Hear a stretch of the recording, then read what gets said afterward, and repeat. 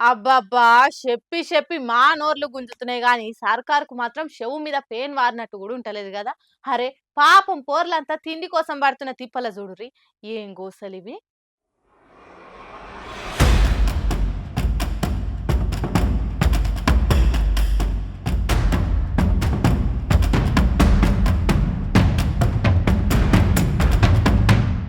ఏం రో పోరలంతా అన్నం బాగానే పట్టుకొని రోడ్డు మీద కూర్చుర్రు. ఓ చిన్న ఏమైందో జర చెప్పరాదురి.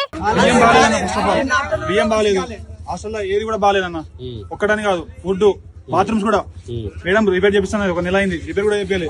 ప్రతి ఒక్కటి ప్రాబ్లం అన్న, వాటర్ కూడా ప్రాబ్లం, ప్రతి ఒక్కటి ప్రాబ్లం అన్న. ప్రాబ్లం అనేది లేదు, ప్రాబ్లం అనేది లేదన్న. ప్రతి ఒక్కటి ప్రాబ్లం హాస్టల్లో. BC hostel Chaitanyapuri.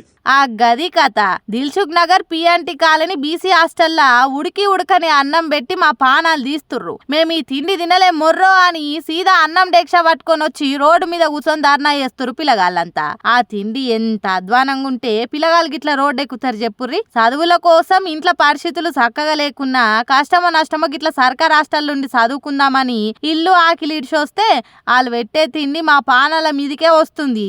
మాకు న్యాయం జరిగేదాకా ఇడికెళ్ళి అస్సలు కదలేదేలే అని మొండిపట్టు పట్టి కూసుర్రు. ఇక ఇప్పుడు ఈ ముచ్చట తెలిసిన వాళ్ళంతా షీ ఈ సర్కార్కు ఎన్ని జరిగినా ఎంత మంది తిట్టినా బుద్ధి వస్తట్టు లేరు కదా అని గరమైతుర్రు. ఇక ప్రతిపక్షాలైతే ఇదేనా మీ ప్రజాపాలన, ఏం తెలవని పిలగాల పానాలతోని చెలగాట మాడునేనా మీ మార్పు అనుకుంటా తిట్టిన తిట్టు తిట్టకుట పొట్టు పొట్టార్చుకుంటుర్రు. ఇక పిలగాళ్ళ అయ్యవ్వలైతే మీ కోట్లేసి మా గుయ్యి మేమే దవ్వుకున్నట్టాయే కదా అని బాధపడుతుర్రు. మళ్ళీ ఇన్నిగానం ఫుడ్ పాయిజన్లు ధర్నాలు అవుతున్నా కూడా సర్కార్కు ఎందుకు పట్టింపు ఉంటలేదు వాళ్ళకే తెలవాలి.